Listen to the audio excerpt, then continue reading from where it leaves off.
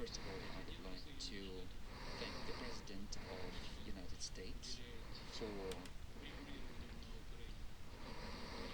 for paying so much attention to regulating the conflict in Ukraine. Of course, we all have lots of current issues to deal with, and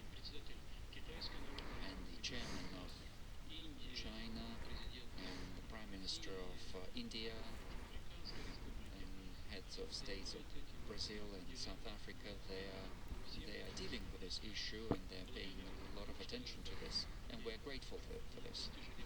And we're hoping that their activity, we understand that their activity is aimed at reducing loss of human life in the conflict.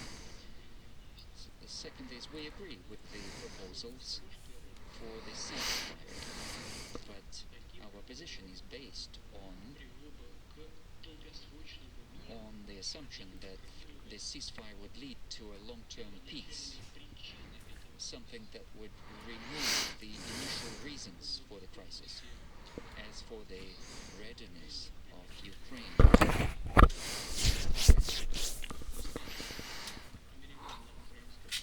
a meeting between Americans and Ukrainians in Saudi Arabia, and it looks like a decision that is taken by Ukrainian side under American pressure. In reality, I'm completely convinced that Ukraine had to ask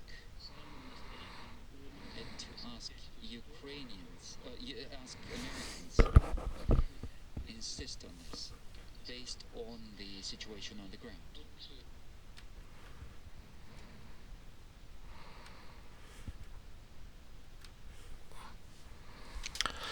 All right, everybody. Today is Thursday. It is March 13th. It's about 9:30 Eastern Standard Time here in East Tennessee.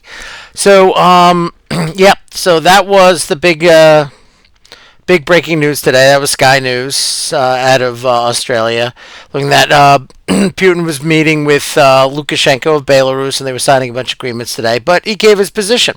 Now, the immediate headlines were Russia agrees to a ceasefire. But clearly, he didn't. He agreed to the construct of a ceasefire because the Russian Federation's position is, well, what's going to happen in those 30 days? Are these going to be a Minsk 1, a Minsk 2 again? Because we still haven't addressed the key causes of this conflict regarding Donbass, NATO membership for Ukraine, the ultranationalists in their government, other items. So that's their position. So he's like, if we're just going to do a ceasefire for 30 days, so Ukraine can regroup, can rearm, Europeans and Americans can flow more and more weapons into Ukraine during that time, reorganize. Are they going to use that time, or are they going to use that time to basically try to start the foundations to solve the underlying pinnings of this problem that go back to 2008, 2014, especially with the Maidan, and 2015, 16 with the Minsk Accords not being implemented after that, and then the subsequent Ukrainian military buildup and training from NATO. So he's like, we're not solving everything, right? It's almost the equivalent of like the Republicans caving on budget issues. Oh, well, next time when Trump gets in office. Well, it's the same thing here. And that's it. But they are in principle for it. Then the other thing is, what do you do on the line? Their concerns are, and from what I understand, Russia's position now is, what about the Kursk pocket that's completely collapsed? Do we just stop where we are right there and try to get back the remaining 10% left of the Kursk territory? Or do we just, stand in a position, there? What's the details on, everything from prisoner exchanges to moving troops on the battlefield? Who's going to monitor this ceasefire? Who's going to say who cheated who? Well, if Ukraine cheats the the ceasefire. The Western media is not going to advertise that. We know that, right? So, if Russia accuses them, that say, oh, they're lying, and then if Russia then will say, well, you broke it, so Russia will break it and start operations again, then the Western media will say, well, no, Russia break it because they didn't report the fact that Ukraine broke it, or vice versa. So the question is what is this just 30 days to stop fighting to achieve what? What have we solved? Okay, because if it's not going to work and there's no foundation to actually fundamentally change the underlying problems. Now, I think politically in my last video he had no choice politically because he wants to be seen like as peacemaker. But if we're not solving any problems, this is what got us here, then what's the point? And so this immediate stuff saying Russia agrees to ceasefire, Russia agrees to... No, they didn't, in principle, but there's got to be some guarantees there.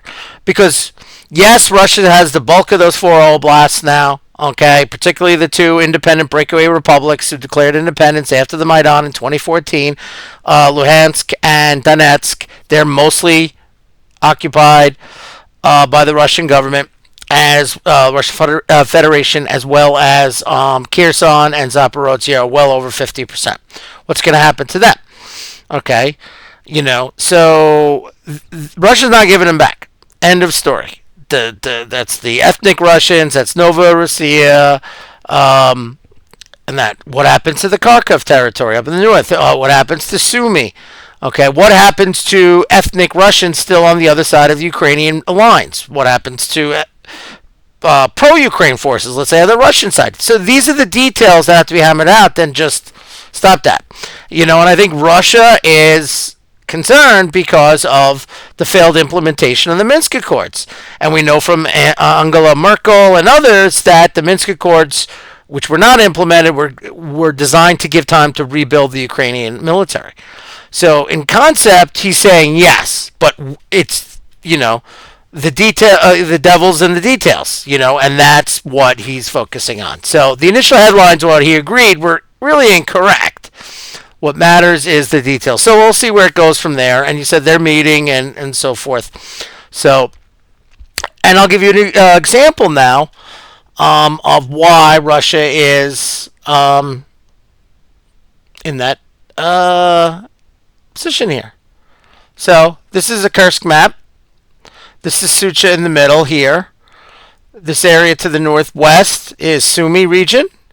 And this area here in the open green is Ukrainian territory. Okay? Remember, all that red is Russia proper. That was under control of Ukraine. Okay? When they launched the Kursk invasion or operation, we'll call it, back in, when was it? So I think it was August. So this is the height, about, we'll say a month and a half into that incursion into that. All that yellow territory is the territory that Ukraine had occupied in Kursk. Okay? This is what it is now, particularly after the operations over the last week. See that yellow spot? Okay? That's it. Okay, if you don't know, those are different military formations. Each of those squares and rectangles with X's in it mean different types of formations, whether it's mechanized units, mechanized brigades, infantry brigades, things to that nature. So there's not much left.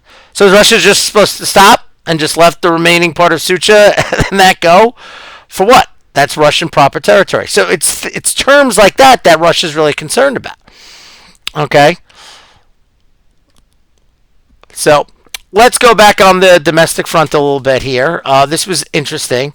So the entire population growth for 2023 has been in the United States immigrant born. Now that's perfect globalist policies. That's the Bolshevism right there. Okay? You dilute your national identity and you increase it. So you're replacing population with people who aren't native born. They didn't know growing up in the 60s, 70s, 80s. They don't know about Americans as much going to, let's say, church or all of our cultural values that used to unite them. Because domestically we're having less children, which is a problem all over the West, and we're replacing them from people all over.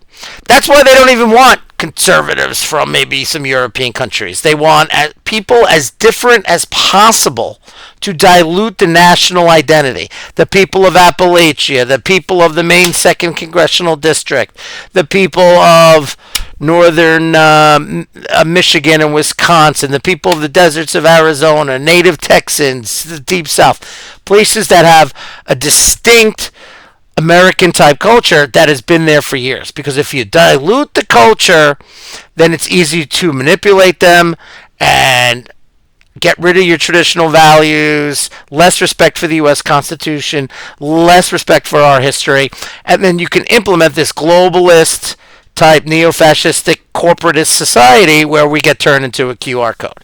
But that's a scary statistic, and that's got to be reversed. So we deport them, especially the illegal ones, and then I personally would love a moratorium all on immigration. Wait 5 years. Let people assimilate. Let's see where the chips fall economically on that. And we can get a real good idea of where we are as a nation. And in the same time, we can then bring back some of the unity of being Americans and our traditional values and our culture and things like that. So this was pretty alarming, but not surprising considering the policies of the globalist Biden administration. All right. Oh, so let's jump to... I did that again.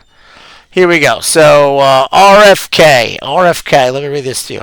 Health Secretary RFK Jr. announces the FDA will now eliminate an exemption that has allowed Big Food to put harmful chemicals into our foods. This ends a very broadly used exemption food companies use to avoid FDA approvals, and it includes things like food dyes. RFK's quote, "In our country, the GRAS standard means that every chemical is presumed safe until proven dangerous.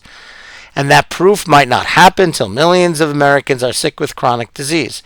This mass experiment on the American population with GRAS has ensured been a catastrophe. We now have around 10,000 chemicals in our food. Europe has only 400. Well, I will tell you that I believe it was like France has like something like 8 legal chemical additives to foods. Something to that nature. You know, Europe's on average. Each nation's different, but that's on average for that. So, but again, like what RFK talks about, sometimes it's not just that one chemical, but it's the combination of all of them being bombarded into your body that gets filtered by your liver, your kidneys. How does it all in combination work? And then you throw in the vaccine schedule and all this stuff. So we're constantly bombarding our body with unnatural substances, and that's got to have a long-term effect, which has led to all these problems: chronic obesity, chronic heart disease, autism, mental health issues, things like that. So that's why it's good. Now, I think interesting about that is that it's on... Now, I don't think a company is going to put something in there knowing they can get sued for. I mean, it's like, oh, it's a chemical, let's put it in. I'm sure they did some testing. But by itself, and it was the only chemical in your diet, your body would probably be fine with it. But when this company A is putting in these five chemicals, and company in let's say their wheat products, and then company B is putting in chemicals in their vegetable products or their frozen food products, and company C is putting that, it's a constant barrage that puts your filtering system of your kidneys and your blood and your liver at problem. It's also going to have a problem with your immune system fighting off cancer cells that might be doing that. So the more chemicals you put in the body, the worse it is. But by making the onus more on the company, where they can get sued more and things like that, will make them, I think, and by assuming so letting them put the burden and proof of what they're going to put in the food that you purchase, I think is a good idea. I mean, if you do that, that means the company, therefore, is going to do the research necessary. What it might add 2 or 3 cents to that food product on the shelf, it might, but in the long term, it's going to save on healthcare costs, and it's going to save, on things like that. So from an economic point of view, and with the food inflation we had of 30 to 40% or whatever it is, depending upon what food product it is, what's another 3 cents, especially if it's going to save money in the long term on the healthcare sector. So I think this is a good move by RFK. So moving on.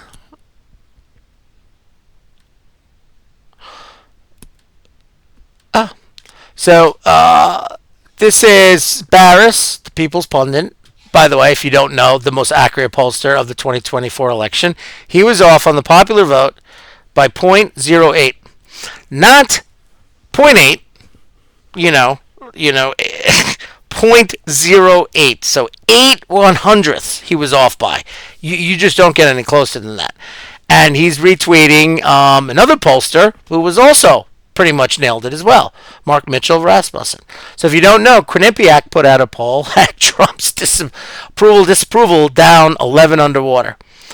Okay, so and it was clearly an outlier. So let me scroll up here. New poll suggests majority of Americans would blame Trump GOP for government shutdown. Was the Quinnipiac poll Trump -11 the point of their crap poll, or was it something else? If you don't know, Quinnipiac is always wrong. They were wrong in the last election and 16 and 20. Okay, they shouldn't even be in any aggregate average. Who should be in it? The ones who've been right of recent years: Contis, Barris, Rasmussen. Even Emerson should be in there. Okay, and he says, and there it is, the entire purpose of that poll, that article. What load of horse shit. So the point of the matter is they're putting out the poll because of this budget fight going on. By the way, if you don't know, Chuck Schumer has caved, says he's going to support it now.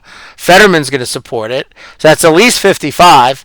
But I think Ron Paul might be a no. I think I heard, but we'll see. So again, on that poll, we should not be able to easily predict when legacy media pollsters are going to dump propaganda polls that are way disconnected from reality. But we can, because they're propagandists, not pollsters. And again, there's Mitchell from Rasmussen. He's pointing out the outlier here. It still shows Trump above water, but there's, but they're way off. They're off by everybody by 6. And you can manipulate polls to get that. And we all know that. You change the demographics, what the electorate is. You make your independents heavier outside of blue outside of blue metro areas. There are a lot of ways you can do to manipulate that. And then it coincides with that article. And you're like, now I know what's going here. And where does their funding come from? I mean, Quinnipiac is Connecticut. So, with that going on, I saw this today and I thought it was pretty good. Republican platform: free enterprise, secure borders, honest elections, real journalism, ethical judiciary, civil rights, moral standards, personal liberty. Democrat platform: hate Trump. Because that's all they're doing, And the fact that Chuck Schumer is caving tells me they're doing that. Now they got up to poll manipulation again. So that's where they are in the totality. Now, the other thing you have to keep in mind is that these registration numbers going in are really, really good. Every state, every county you see, they're net gains in Republicans. Now, some of it is because more Democrats are coming off the rolls because of bad numbers, but they'll take some Democrats off, some Republicans off. It's a net gain, but even the new registrants are, for most of the plot, are favoring the Republicans as well. There's also a lot of independents. Net gains for independents as well. But you would think, and then because the opponent, especially after presidential election, they're much more motivated to go because everybody on the winning side's kind of in a high and they're focused on what's going on. So they're not trying to send a message at the ballot box as much. So there have been decent special elections, okay? So Iowa, there was a special election in their state legislature. Republicans held the seat. They kept their supermajority. So positions like that, special elections have been going. I'm not against the trend a little bit for where Democrats should be with their hatred of Trump. It's just not getting the momentum that you would expect right now. So, but knowing that, and what we just discussed, this is an interesting thing. So Scott Pressler posted this. Okay. Wow, 3 Democrat senators have announced they are not seeking re-election in 2026. Senator Gary Peters, Michigan. Senator Tina Smith, Minnesota. Senator Jeanne Shaheen, New Hampshire. Now, these are three states. Michigan, Trump won barely, by a little bit. But Trump did very well in Minnesota and New Hampshire, but lost it. It was only like a point and a half in New Hampshire, and I think it was like 4 in Minnesota. So, in the midterm election, following the incumbent party's victory, it usually favors the party out of power. So here are now swing states where you're like, well, Trump won Michigan by 1.5. I'm running in your favoring. I'm not going to run for re-election, and that's interesting to me because even if you wanted to retire, they'd be like, well, we really want to keep the seat, Democrats. Can you at least run? And then what we could do is because we hold the governorship, you can win re-election. We'll keep the seat, and then you could always resign in a year or two after, whatever. Nope, they're not running. Because you would think that, like Michigan, which is plus 1.5 Trump in 2016 with those low in 2024 with those low propensity voters coming out for Trump, considering how well Democrats did in 2022 in Michigan, that Peters would stay. He's not that old. I mean, he's old, but he's not like Biden old. So you say to yourself, well, why are you doing that? And then you go and say, well, wow. Smith, Minnesota, a state that Trump lost by 4. She's kind of like bailing out. She's not that old. Jeanne Shaheen's not that old. Okay, now she's been there 3 terms. So I don't think that's a good sign. I'm thinking that their poll numbers are there. The motivation of the resistance against Trump is just not what it was in 2017. I think the experience of Biden and Trump doing what he said he was going to do. And like these people getting upset about that. But people who voted for Trump are like, he's actually doing it. And the Republicans are actually supporting the Trump agenda. One of my arguments I said in the video I made after the election was Republicans can't screw this up. If they want some sort of long-term viability and power, they have to embrace the America First Trump agenda. If they deliver on that, then they will catch up to the lag behind that the generic Republican has behind Trump. So, with everything going on, they should continue what they're doing. Find good candidates, have open primaries, and then unite behind the candidates here. But considering registrations, these 3 retirements, and the Republican now, the CR we can get back. I'm not afraid of a government shutdown. I don't think it would hurt Trump. I think Trump wants some of those things in the CR to make sure and give him flexibility because the border issue and deportations, that's going to cost money. But I'm not getting into it, but you prioritize money. This CR, I wish they would have took more out. Okay, because then when you pass that big bill, that one big beautiful bill or 2, if the Senate gets their way, then you're only putting that. Then there's less stuff. So basically, the more you get out of the CR, the easier you'll be able to get even more out of the budget reconciliation bill. So that's my position there. But considering where we are, I think Republicans are still on the offensive. The Trump administration and government with the court cases. Going in with possibly articles of impeachment against these lunatic judges. Just keep staying on the offense. Keep making the deals. Keep trying to make the promises that you gave. And if the party sticks with them, even if they're not thrilled with it, because I know a lot of these Republicans are, especially these older Southern Republicans, like Wicker and all that, they're not thrilled with the America First agenda. They're more in line with the Haley Bushism. But if they go along, they're going to survive, and people like them. Because at the end of the day, they care about getting reelected and their power. That's it. So I think we're in good shape considering where Trump was in 2017. I think he's better than he was at this point in presidency in 2017. And the Democrats are a mess. Considering this polling thing with Quinnipiac, and then that Schumer's now going to vote for the CR. So they polled it. They focus group this, and they're like, are we going to get blamed for the government shutdown if that's a problem? Because This is different because Republicans have the votes. That means Democrats alone would have to filibuster. And that means the shutdown would be on them.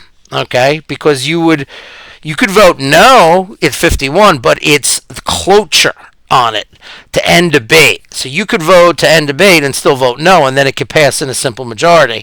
So you could say, I didn't cause the shutdown, but I did vote against the CR. And then Democrats can then stay loyal to their base at the same time, not causing a shutdown. And I think that's where they're going to go with this. But I just wanted to give a comment on Putin, that he didn't agree to the ceasefire as agreed by the Ukrainians and Americans, but in fact, in principle, with these concerns, and it better be a foundation for a long-term peace of the concerns that started this conflict. I want to show you where they were in Kursk, how that's almost completely taken Sucha there, and the rest of the territory is very close to getting retaken. And they're continuing operations in the Donbass, and Kharkiv, and Kherson, and Zaporozhye. And I just thought I'd weigh in on what RFK did with that rule, because I think that's a big rule. With everything going on in the world, that's not a big headline, but I think that's going to have a huge impact on MAHA, Make America Healthy Again. And that immigration number was a key statistic. You like a chart. You got to get the doji. That's got to be reversed. Absolutely has to be reversed for the long-term survival of American culture. And where we are politically, which is clear with those retirements. They wouldn't retire if they thought it was going to be hard, and that's good. So, anyway, that's it for my wrap-up. For the week, I'm going to keep an eye on the battlefield, any updates with the peace negotiations. I'll post anything on my X, which is at Patriot Planner 1, and my Getter, at Patriot Planner. Also be keeping up on anything domestically that might pop out as well. But if you like this video, please follow, like, and definitely share the video. All right? Thanks a lot. Everybody have a great weekend, and I'll see you guys in about a little more than a week because I am going to Florida on a little vacation. So hope everybody has a good weekend and enjoy the beginning of spring. All right? Have a great weekend.